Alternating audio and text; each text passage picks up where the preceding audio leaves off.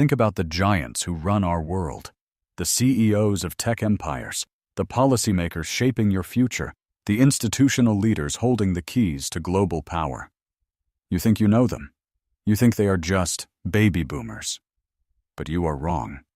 Deep within the fabric of modern history, there is a ghost. A generation as massive as it is influential, yet history has almost never spoken its name. If you were born between 1954 and 1965, you know exactly what I'm talking about. That strange, persistent feeling of being present at every major transition of the modern era, and yet, somehow, being folded into someone else's story. You aren't on the margins. You are the operational core of the 21st century.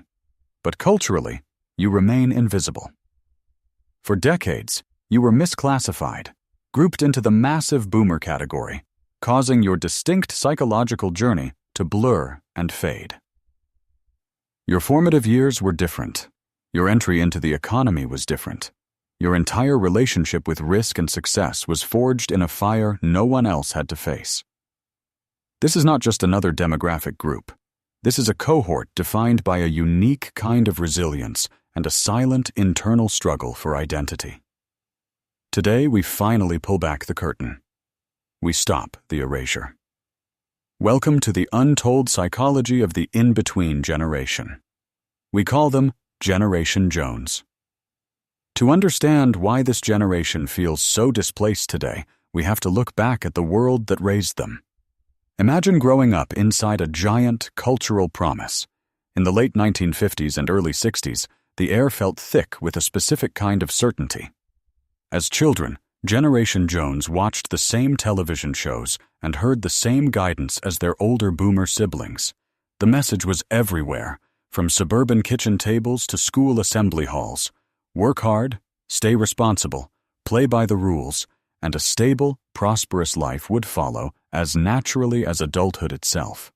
For them, the future wasn't a mystery to be solved. It was a destination already prepared. They absorbed a social script that was crystal clear. They saw upward mobility not as an exception, but as the norm. Their psychological foundation was built on anticipated continuity, the deep-seated assumption that the world would simply keep expanding to include them when their turn arrived. They weren't raised to be warriors or rebels. They were raised to be the heirs of the post-war American dream. They spent their childhoods meticulously preparing for a game where the rules were fair and the prize was guaranteed. But what happens when you spend years training for a race, only to find that when you reach the starting line, the track has been demolished? The tragedy of Generation Jones isn't just that they encountered hardship, it's the timing of that hardship. Just as they reached the threshold of independence, that critical moment in your late teens and early 20s when your identity and life direction begin to solidify, the world they were promised simply vanished. The expansion that had defined their childhood suddenly stalled. The cultural atmosphere shifted, almost overnight, from confidence to deep uncertainty. Political trust fractured. Economic stability weakened. And the clean, predictable trajectory they had internalized as children no longer matched the reality they were forced to inhabit. Psychologists call this expectation violation. But for Generation Jones, it wasn't just a disappointment. It was a structural rupture of the soul. Think of it this way. You were handed a detailed map at birth. You spent 20 years studying every road, every turn, and every destination on that map. But the moment you stepped out the door to begin your journey, you realized the terrain had shifted. The roads were gone. The bridges were broken. The map in your hand was perfect, but the world beneath your feet was unrecognizable. They entered adulthood carrying a clear internal contract. Stability would follow effort. Security would follow responsibility. They had rehearsed this belief in every school lesson and every piece of parental advice. But the reality? Entry-level pathways narrowed. Housing costs drifted far beyond reach. Long-term employment guarantees began to crumble. Even those who did everything correctly, those who followed every rule, encountered a volatile world that refused to reciprocate. This created a lasting cognitive dissonance, a sense that a promise had been quietly withdrawn, without anyone ever admitting it had been made in the first place. For Generation Jones, the ground didn't just shake, it shifted permanently, right as their adult lives began. When the ground shifts beneath your feet just as you're trying to stand, you learn a hard lesson. Stability is not a birthright. It is something you must build, brick by brick, and then defend with everything you have. This realization gave birth to a unique psychological orientation: practical cynicism. Unlike the older boomers, who often moved through the world with a sense of broad optimism, and unlike Gen X, who arrived later to find the institutions already broken, Generation Jones stands caught between the two. They didn't abandon the dream of stability. They had already internalized it too deeply. But they learned, through bitter early experience, that the system would not meet them halfway. For them, work became more than just a paycheck. It became a fortress. They pursued titles, professional credibility, and institutional roles with a quiet, sustained intensity. But look closer at that ambition. It isn't flamboyant or driven by a thirst for fame. It is driven by the need for insulation. In their minds, every promotion, every certification, and every year of loyalty to an organization is a layer of armor. Success is the only proof that they haven't slipped into the precarity they witnessed in their youth. This is why they are often the most diligent people in the room. Their reliability and endurance through corporate restructuring aren't just about a strong work ethic. They are psychological stabilizers. Underneath the suit and the steady performance lies a subtle, persistent vigilance. They remember when the world withdrew its promise, and they have spent their entire careers making sure they are too indispensable to be cast aside again. For Generation Jones, accomplishment was never just about getting ahead. It was about making sure they never, ever fell back. Generation Jones occupies a narrow yet exhausting position in history.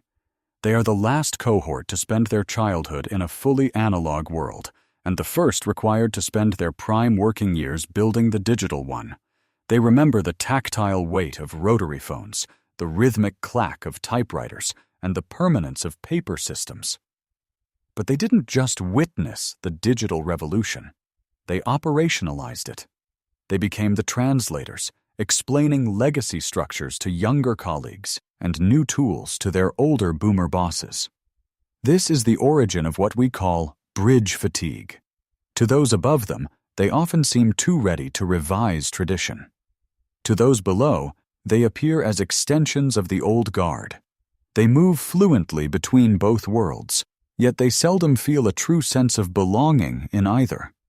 They are the link that holds the chain together, but the link itself is rarely the center of attention.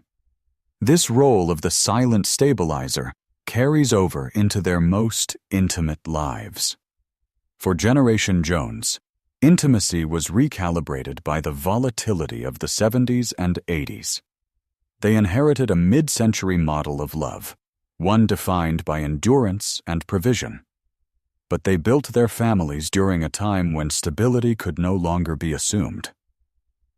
As a result, they translated love into responsibility. They might not be the generation of verbal vulnerability or expressive romance. Instead, their emotional signals are found in mortgages paid, careers sustained through layoffs, and household structures kept intact despite external storms. Emotional restraint wasn't indifference, it was containment. They carried their burdens privately so their families wouldn't have to. For this generation, reliability replaced reassurance. Acts replaced declarations. They loved through structure, believing that the greatest gift they could give was a world that remained steady, even when their own hearts were tired. As Generation Jones moves into the twilight of their careers, a quiet, unsettling question begins to surface. Was it enough? Not just the bank accounts or the professional titles, but the narrative. Did all that endurance finally resolve into the stable life they were promised as children? Or did they simply spend an entire lifetime stabilizing a world that never truly settled? For a cohort that fused their very identity with their contribution to society, retirement is more than an economic transition. It is a profound identity crisis. When the roles loosen and the office doors close, many find themselves facing an unfamiliar void, a selfhood without a constant function.